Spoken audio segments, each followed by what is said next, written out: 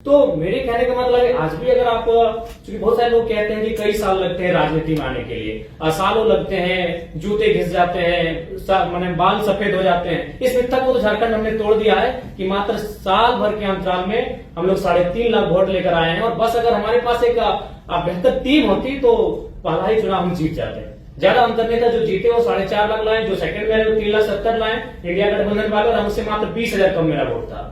तो इस चीज को तो हमने झारखंड में मतलब एकदम क्लियर कट उत्तर दे दिया है कि समय और साल मायने नहीं रखता है, आपकी आइडियोलॉजी मायने रखती है।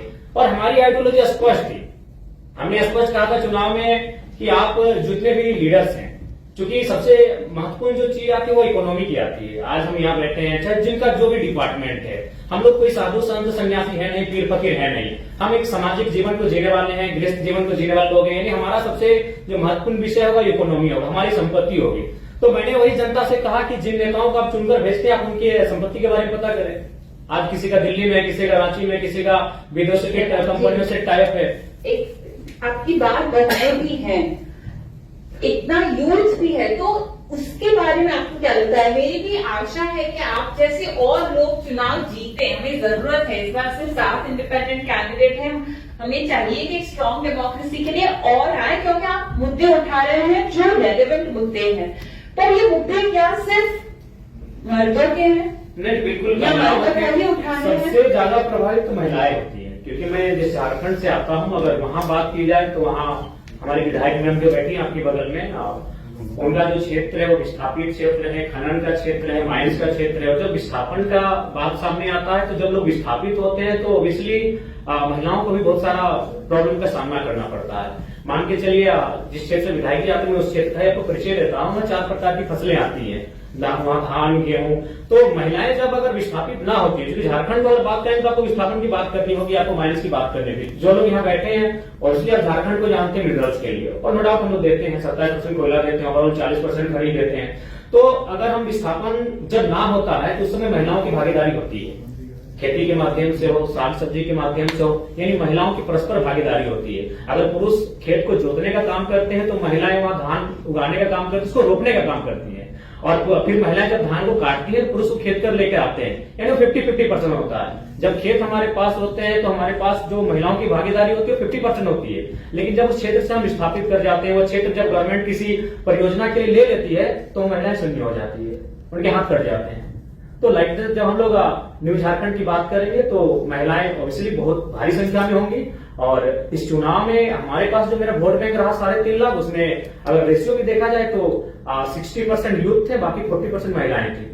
तो कहीं ना कहीं उसमें उस दिशा में हम लोग अच्छा काम किए हैं और महिलाओं को अच्छा कनेक्ट भी किए हैं, क्योंकि महिलाओं ने भी इस समस्याओं को देखा। आज अकॉर्डिंग टू कोरोना के टाइम का जो हमारे पास रिपोर्ट था उसमें 12 लाख झारखंड के प्रवासी मजदूर मिले, और उन प्रवासी मजदूर की जो पीड़ा है महिलाओं ने भी घर बैठकर देखा कि दिवाली है, होली है या ईद है, उनके बेटे उन्हें प्रदेशों से बधाई भेजते हैं, उनके बेटे उनको विदेशों से बैठ के बधाई भेजते हैं। तो कहीं ना कहीं हमने उनको कनेक्ट किया, उन मुद्दों से महिलाओं को भी हमने कनेक्ट किया, इसलिए महिला भी खुलकर आई और हमारे पक्ष में मतदान की। और हम आशा करते हैं, क्योंकि हम लोग बार बार कहे हम लोग एक लर्नर हैं और आज इस कॉन्फ्रेंस हॉल में हम लोग कुछ सीखने के लिए आए हैं। मैं आपको बताना चाहूंगा, मेरे गिरिडीह लोकसभा में 2261 बूथ है। हमको लगता है कि 1200 से 1300 बूथ में हमारा बूथ एजेंट बैठा था, 1000 बूथ में हमारा एजेंट नहीं बैठा था, और फिर भी हम लोग वोट गेन करके आए।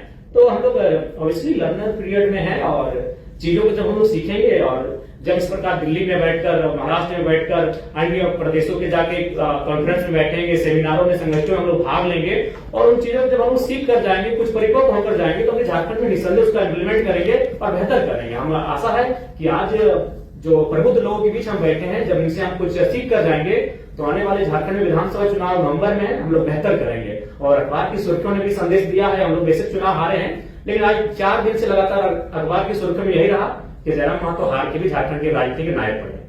और बकायदा नेशनल न्यूज में भी हमें स्थान मिला, द हिंदू में स्थान मिला, द ललित टॉप भी गई हुई थी हमारे इंटरव्यू के लिए। और यही नहीं, बाकी जो नेशनल पार्टियां हैं जिनका सिंबल है वो अभी अब हम लोग से टाइप करने के लिए इंटरेस्ट जता रहे हैं। हमने स्पष्ट कह दिया है कि आपकी आइडियोलॉजी हमसे मैच नहीं खाती, हम लोग न्यू पॉलिटिक्स करेंगे, क्योंकि आज हम लोग सिद्धांतिक पॉलिटिक्स की बात करने आए हैं। तो सिद्धांत से कोई समझौता नहीं होगा। 2 चुनाव और हारेंगे, 4 चुनाव और हारेंगे, नहीं जीतेंगे। हमारी जो नई पीढ़ी आएगी वहां से शुरुआत करेगी जहां से हम लोग छोड़ के जाएंगे, लेकिन सिद्धांत से कोई समझौता। Thank you Jairam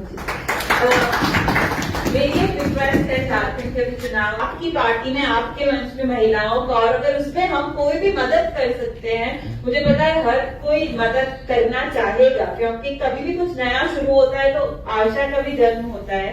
So we would love to help in any way possible. With that, I'm